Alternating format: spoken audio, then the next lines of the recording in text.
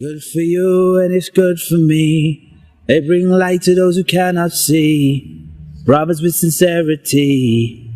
Mustaqim TV. Mustaqim TV. Assalamu alaikum warahmatullahi ta'ala wa barakatuh. It always surprised me how Islam can change a bad person into a good person. Now today I'm with my brother that lives in London. We're in Montreal right now. He went to visit us for a conference. And I'm with my brother AbuBakr Islam, and he's a revert. And I'm going to present it to you, inshallah, how that brother, mashallah, changed from bad to good because of Islam. So, my brother, Assalamu alaikum warahmatullahi ta'ala wa barakatuh. How are you, my brother? I'm good, alhamdulillah. MashaAllah, MashaAllah. So, inshallah, can you tell us, how were you, before Islam? Before I came to Islam, my life was basically focused around the streets. I never really had any role models, so to speak, or people that I used to look up to. So generally my focus was directed to people who were living the street because they had the things that I wanted. Growing up, when you're watching things like, MTV and The Box, and you see all these rappers and you see all these famous people driving expensive cars with girls in videos. As a young black person, this is what I admired and I wanted to be like. So as I got older, these are the things that I was killing myself to get: women, cars, jewelry, accessories, the dunya, this life. So as I got older, I pushed myself in this direction, and I surrounded myself around people who were doing these kind of things so I could live this kind of lifestyle. Now, some might see it and think, oh, it's kind of crazy, but I look at it as a blessing from Allah, because growing up on a council estate, living in the hood, a lot of people don't really make it out of there. And when you're growing up, you feel like, making money, striving to make money, trying to get dough will make you happy. And a lot of people in the hood don't make money. So sometimes they spend their whole life striving to get something what they'll never get. So alhamdulillah, Allah let me see wealth, let me see money. I had money. And like I said, when I was younger, I always used to think to myself, once I make money, that's when I'm going to find some inner peace. I'm going to be happy. Now, as I got older, when I started to make proper money, not like when you were younger and you were doing little things like robberies and whatnot. We had money, but that was just money to survive, buy new trainers, new kicks, new jackets and whatnot. But when I had money to be able to do anything that I pretty much wanted, i.e. I could buy whatever car I wanted, could buy expensive watches, £6,000-7,000. You could go on holidays, go raving and whatnot. It's only then I realized that, this money doesn't actually make you happy. I've been fed a lie, because now I had all the things that I wanted and I still felt the same. So what I end up doing is now pushing my energy into other directions. So I thought to myself, maybe I'm not drinking enough, or maybe I'm not smoking enough, or maybe I'm not sleeping with enough women, or I'm not going to the right places. So you start exploring and going out more and start doing crazy stuff. But the more you get indulged in that life, the more that you realize how depressed you are. So as my life as I got older and I started indulging in things, I used to be a lot depressed. And a lot of people used to see me and think that, because the way I look and the way I move, that I'm happy. But no one didn't know what was going on inside my heart. So now basically what happened is, a few of my friends became Muslim, and when they became Muslim, this pretty much shocked me, because I never knew any Muslims before. Well, I did, but I didn't know they were Muslim until I became Muslim myself. So when they became Muslim and I saw the change in their life and saw how they conducted themselves, it pretty much surprised me.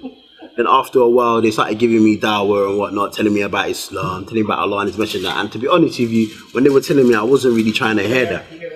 But after some while, seeing them change, I think that was the best dawah they could have ever gave me. Them telling me about Islam would never really made me change. It's seeing them change and taking something so serious, especially knowing that the lifestyle they came from, and to see how they were conducting themselves now really surprised me. So after a little while of the brothers giving me dawah, just to cut a long story short, then I accepted Islam. So that's how basically, in a nutshell, my life was before Islam. MashaAllah. And is those people who made you dawah?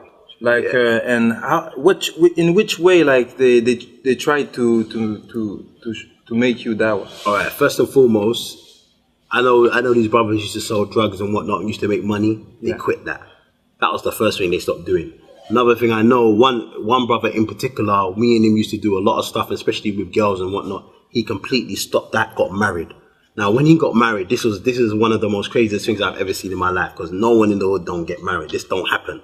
So when I see them get married and taking their life serious, I couldn't believe it. It was shocking to me. Another thing what I saw is the honesty, how they changed, because obviously, even though we're all friends, we rip off one another, we skank one another. We can't really trust one another 100%. But their character completely changed, where they wouldn't even do anything what was wrong. You know, I used to buy some stuff off them and they would tell me, you know what, I paid this for it, I'm putting this much on top, that's all I want. And I'd be like, huh?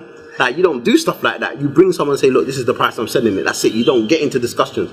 So seeing their behavior and seeing their conduct change, that was the biggest form of dawah to me, because me telling me about religion wouldn't have been enough, because like I said before, I was very ignorant. But seeing them change and give up all this worldly life for Islam, it proper woke me up. So it kind of eased my heart, and to see the happiness in them, that's what kind of made me think.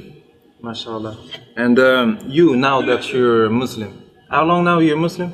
I've been Muslim 6 years now. 6 years. About 6 years, yeah. So now that you're Muslim, how you feel? How's your life? Obviously, my life's completely different to the way it was before. Obviously, before I had a lot of luxuries and whatnot, and I haven't got these things now. But one thing I've got now that I never ever had before was like inner peace, number one, and number two, understanding my purpose of life. Because like before, you just living like animals, doing whatever you want. So now my life has got like a structure. I know what I need to do. And with Islam, one thing was so great about Islam, Allah subhanahu wa ta'ala tells us in the Quran, it's clear. You can read the Quran, you can see what you have to follow to be successful. And if you want to be amongst the unsuccessful people, you can see what to follow. The Quran tells you. So if you want to live a life of righteousness, you can read the Quran will tell you how to do it. If you want to live a life of disaster, read the Quran will show you the people who lived the disaster and what their outcome was. So me, that's the biggest thing for me, knowing my purpose of life and putting my efforts in the right direction. So that's the best thing for me at the moment. What is the purpose of life? To worship Allah subhanahu wa ta'ala, do as much good deeds as possible. So inshallah ta'ala, in the next world you can be successful. This life is a test. You understand? It's a temporary world. You're only here for a short time, and the more good deeds and the more righteous stuff that you do in this world, the better your life will be in the next world. So this is our purpose of life, to worship Allah subhanahu wa ta'ala the way Allah wants us to worship Him. That's it. Barakallahu fik. And as a Muslim, like we do good deeds, and we make our prayer, we fast, and I believe it's our job to spread the dawah, to appeal the people to come to that religion of peace. So now you have your own project, mashallah, Roadside to Islam. Alhamdulillah. Tell me a little bit more about that project. Well, the project is basically trying to focus at people coming from the streets and trying to educate them with Islam in a way they can understand what doesn't go against Quran and Sunnah. So what we try to do, we try to go to people on the street who are like, not say at the bottom, but back to the basics. People who are bottom of the chain, and try and present them Islam in a way they can understand. A lot of people, especially in the hood, especially in like, you lot out here, you lot call it projects and whatnot, they're misinformed about Islam. What they know about Islam is completely different. A lot of them, even myself, you'd think Islam is either Asian or Arab religion. So what we try to do is tell them this is not Islam, and show them Islam in a practical way and a way they can understand. That's why we use things like media, videos, reverse stories, documentaries, scenarios, so to give them things to think. And we try to use people that, have come from that kind of lifestyle and put it in front of them so they can, reflect, because they can relate. You might bring someone, it's like, for example, if you took me into like maybe a university with grade A students and I start talking to them, they can't relate with me because we're coming from two different planets. I haven't got no education, so they wouldn't be able to kick it with me. But you might bring another Muslim to put them in that environment, and he can speak on their level and they can understand. You understand? Because they got the same dialect, etc. But for me, where I come from, I try to direct my project to the people coming from the same lifestyle that I came from, because I feel that I can relate to them the best. And even when we look at the examples of the Prophet Muhammad sallallahu alaihi wasallam, he would send different companions to their own tribes to present Islam to them. He never always used to go to the people and give them dawah directly. He would send companions to the people because they understand the people best.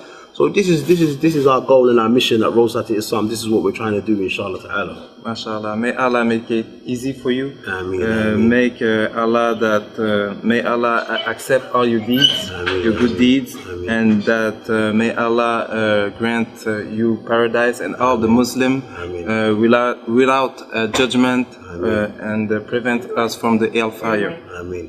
Don't want to forget a big shout out to Mustaqim TV, doing a lot of good work here in Montreal. I can't say this area too good. Montreal. In Canada, anyway, putting in a lot of work, trying to spread Islam according to Quran and Sunnah, and trying to help the people coming from the streets and trying to educate them in Islam. So we pray and we ask Allah subhanahu wa ta'ala to put barakah in this project and make it spread. And inshallah ta'ala, the people, the youth here can benefit from it. Amen. As Muslim, like we are all brothers, and like since I'm Muslim, I can't realize how much big a family we are. And you're from London, and here, like, we're in Canada, and you're my brother, still from far. Really, like, I love you for Allah, and I hope, inshallah, I will see you soon again. Or else, I hope, like, we will see us together in paradise. Inshallah. Next time I come here, you'll have to hook me up with some better food though. Inshallah. Yeah, they didn't like the food. Hook me up with some better food. Inshallah. That ain't treating you good. I'm playing. Barakallah. Rosat Islam. It was a dream, but now, alhamdulillah, it's a reality.